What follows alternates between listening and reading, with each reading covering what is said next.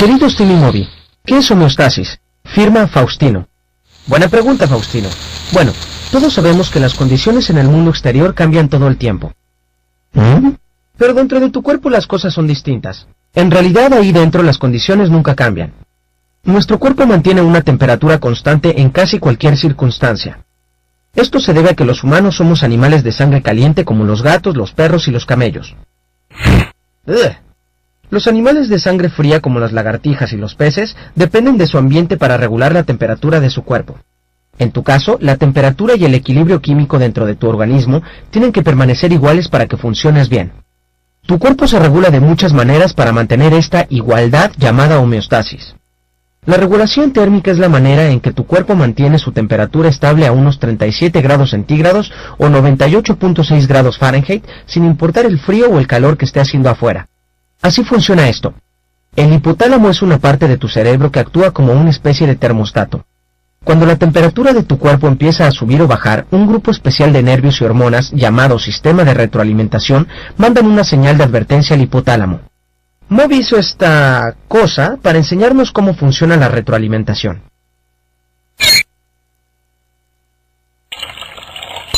Cuando el nivel del agua sube demasiado, Moby abre la válvula para dejar salir un poco de agua.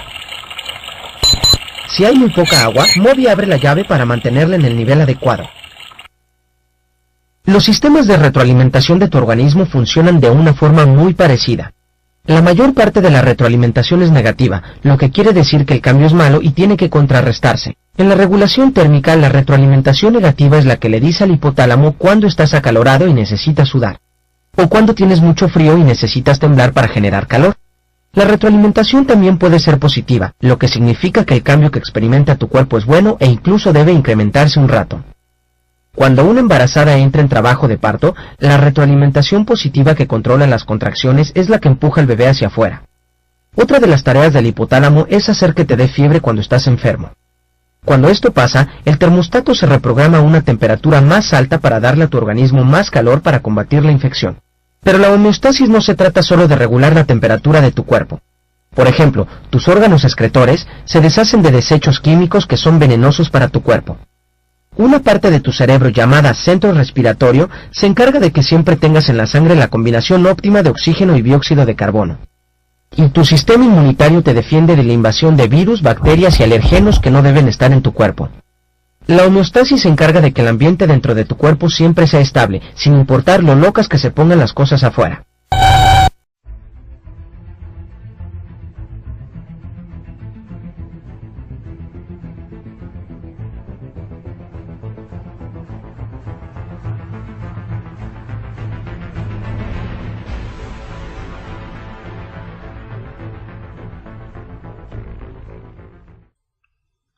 Homeostasia y de control.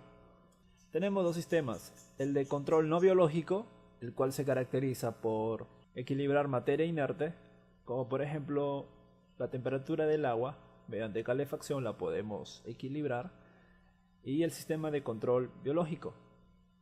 En el sistema de control biológico encontramos la retroalimentación positiva y negativa. En la retroalimentación negativa, o también conocida como feedback, el aumento de una respuesta causa su disminución y viceversa. ¿Qué es esto? En un ejemplo claro, cuando la glicemia aumenta, mejor dicho, la cantidad de glucosa en sangre aumenta, va a haber una respuesta contraria a esta. ¿Y cuál va a ser?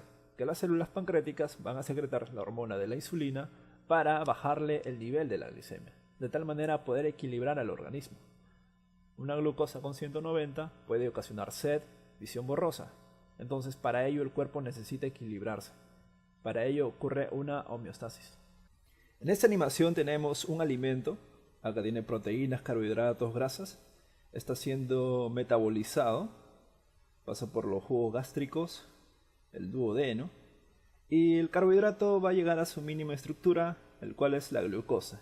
La glucosa que es muy importante para el organismo. ¿Cómo vamos a observar la retroalimentación negativa? Simple. Acá vemos que la glicemia empieza a aumentar. La cantidad de glucosa aumenta en los vasos sanguíneos. Entonces, como ha aumentado, esto necesita ser equilibrado, necesita regularizarse.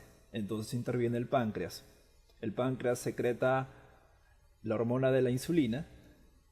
Esta va a actuar en los vasos sanguíneos, facilitando el metabolismo de esta glucosa.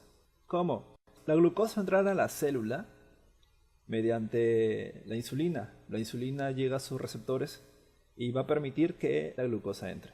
Y es ahí donde se produce un proceso anabólico. La glucosa entra al hígado, a los músculos y a distintas partes del cuerpo. Y es así como la cantidad de glucosa va a disminuir en el organismo. Y esto es una retroalimentación negativa. Siguiendo con la retroalimentación positiva, un estímulo iniciado produce respuesta final de la misma naturaleza. Veamos el ejemplo. Cuando la glicemia baja, las células pancreáticas otra vez se activan, secretan glucagón, esta va al hígado y produce la glucogenólisis y la gluconeogénesis.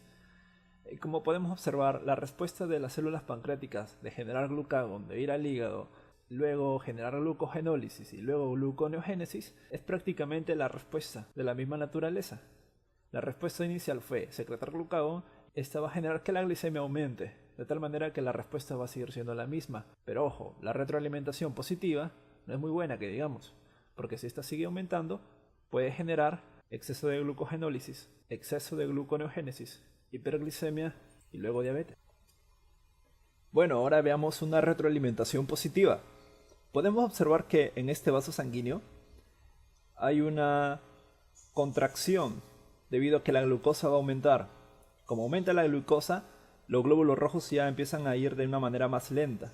Entonces la oxigenación hacia el cuerpo es poca, de tal manera que las células nerviosas no pueden cumplir su función de transmisión correctamente, provocando serios problemas al organismo.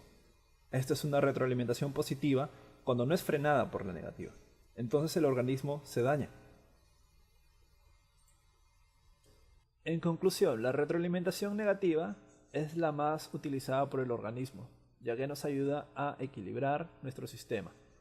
Mientras que la retroalimentación positiva también es buena, pero si no se frena, podemos llegar hasta la muerte. Volumen y composición de los compartimientos de los líquidos corporales. Aquí también tenemos otra introducción. El medio interno también lo dijo Claude Bernard a finales del siglo XIX, pero es representado por el líquido extracelular. Es el medio hidrosalino de un organismo con sus propiedades físico-químicas correspondientes que riega a toda y cada una de sus células. En otras palabras, es el líquido que rodea a las células. Dentro de nuestro cuerpo tenemos agua. Vamos a explicarlo de otra manera. Compartimiento del líquido del cuerpo. Como todos sabemos, el 60% de la masa corporal es agua. De esta masa hay dos grandes grupos, líquido extracelular, que es fuera de las células, y el líquido intracelular, que es el líquido dentro de las células. 20% para el líquido extracelular y 40% para el intracelular. En el líquido extracelular tenemos dos grandes grupos también, el líquido intersticial, o también conocido como líquido intracelular, es el líquido que está entre las células y los tejidos, y el plasma. El medio interno sería el líquido extracelular, es así como lo definió Claude Bernard.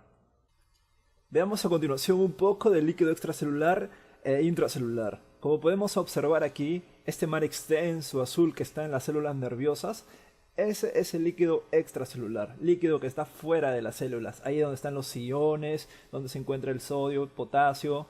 Por ejemplo, acá vemos un espacio presináptico, es ahí donde va a haber un traspaso de membrana, donde es hacia el interior de la célula, ¿no? Este es el líquido extracelular y a continuación podemos observar un líquido intracelular. Como se puede observar, todo funcionamiento de la célula requiere de un líquido para poder movilizarse, por así decirlo. Acá vemos un microtúbulo y sobre todo las funciones que realiza la célula dentro del organismo. Esta es una imagen captada de un poco de interacción de la célula. Entonces ya podemos observar la diferencia entre el líquido extracelular e intracelular. Composición del líquido extracelular e conclusión. Medio interno presenta unas propiedades físico-químicas que le caracterizan y afectan directamente a la supervivencia de las células, como son el pH, la temperatura, la presión osmótica, densidad de iones y gases, y muchas cosas más en sí. Y la homeostasis es conjunto de mecanismos fisiológicos que coordinan las funciones orgánicas para mantener las propiedades físico-químicas del medio interno en un rango de estabilidad aceptables para las funciones y supervivencia de las células, tejidos, órganos y en definitiva el propio organismo. Como pueden ver, ambos trabajan juntos. Y bueno amigos, eso ha sido todo, espero que les haya servido. No se olviden de leer su Guyton, su Ganon. El Constanzo también muy bueno. Y repasen, que esta es una carrera fuerte. Compartan la información, que esto es hecho para compartir. Estoy subiendo todos los videos de fisiología. Toda la carrera de medicina la voy a subir. Gracias, nos vemos.